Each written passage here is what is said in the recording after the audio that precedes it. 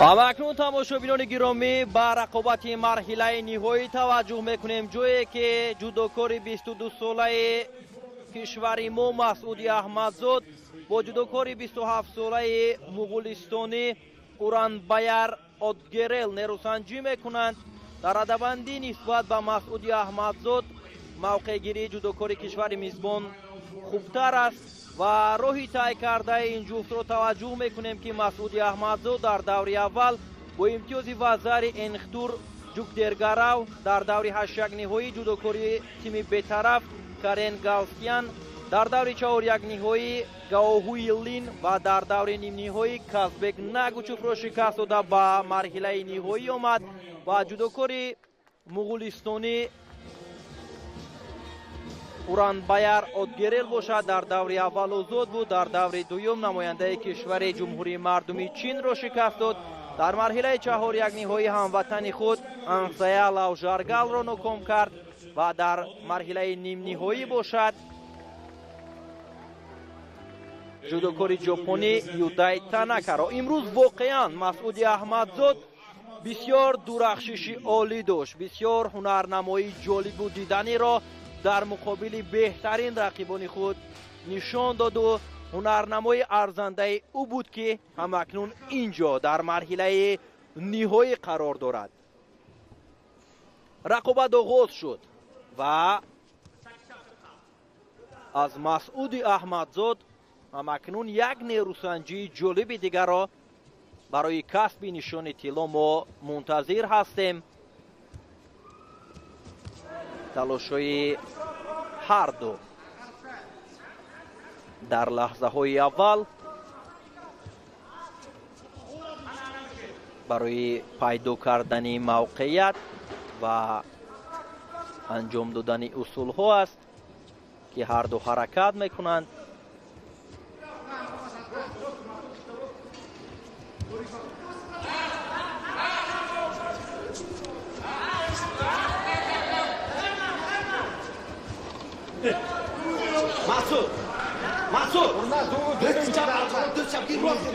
اینجا شیدو است برای مسعود احمدزاد، اینچنین برای ادگرل و فتوح محمدبکов هم صدا بلند میکند که مسعود باید چگونه مبارزه برد، چون که مربیان از کنار نشسته در حال می آموزند رقابت رقیب را.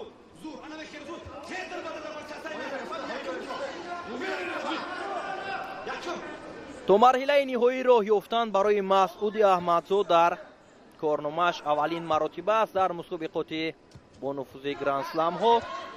او در مسابقه های قطعوی میان جوانان و نورسان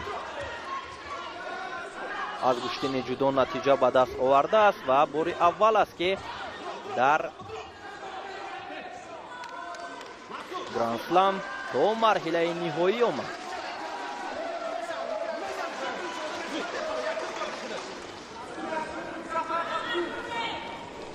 مسعود باید اولین شده تلاش کند و فتوح محمدبکov هم برایش توصیه میدهد که باید اولین شده پای انجام دادن اصول ها در حرکت باشد. تو این لحظه ها تلاش های مسعود خوب است و اینجا حرکت از جانب ادگرل بود و از این حمله را هم مسعود بسیار خوب استفاده کرد. همین گونه باید ادامه یابد.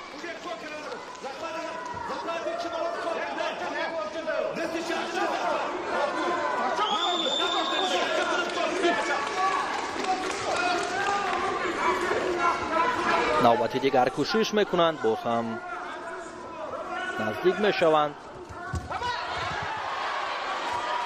تلاش از جانب ادگرل سریزانو نشسته پای انجام دادن اصول هم حرکت کرد و خوشبختانه مسعود این حالت را پایخست کرد و خود را دفاع نمود.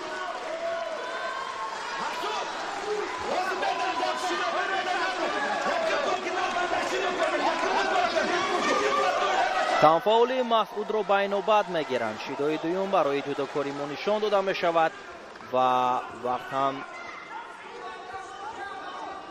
лаҳза ба лаҳза кам шуда истодааст ва агар рафту боз ҳамон як усули зебо ва партофти ҷолибро мисли рақобатҳои қаблияш Масъуд дар муқобили Отгерел нишон бидиҳаду пешсаф шавад, кор нуран ало нур мегардад.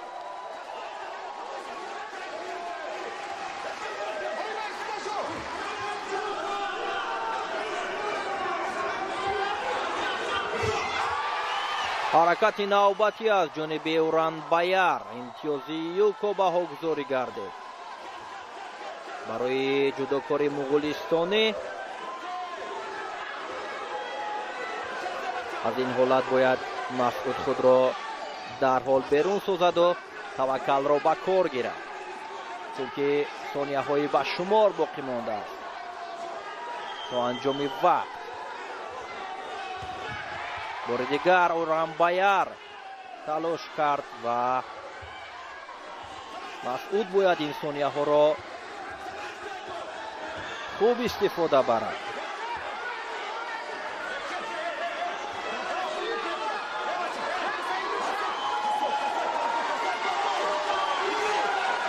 ده сонияи дигар. албатта дар муқобили варзишгари мизмон ки дар иҳотаи мухлисон аст рақобат кардан душвор аст, вале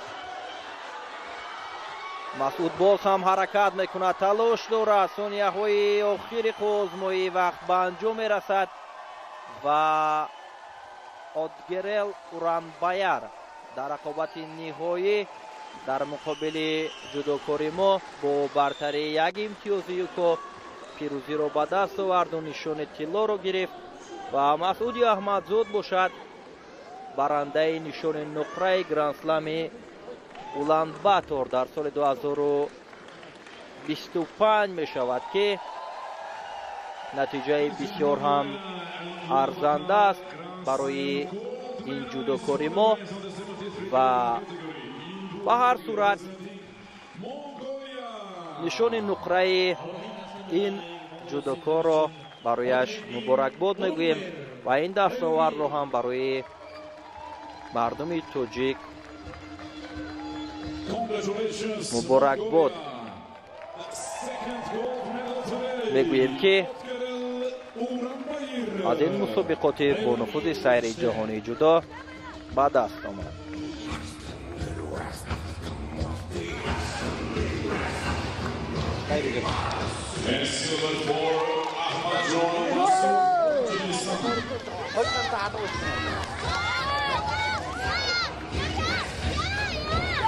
ҳарчанд Масъуд талош кард то ба охир мубориза бурд, вале фикр мекунам ки каме таҷриба барояш нарасид, чунки Уранбаяр Отгерел яке аз ҷудокорони соҳиб таҷриба ба ҳисоб меравад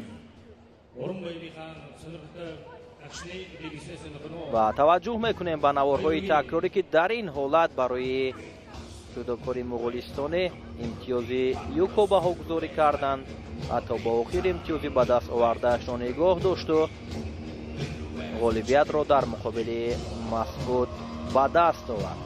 дарди пой, миён, мушак ва ревматизм шуморо нороҳат мекунад.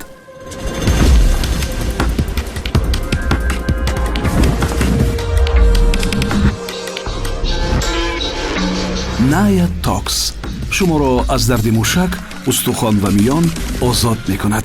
Naya Tox дарди шуморо давост.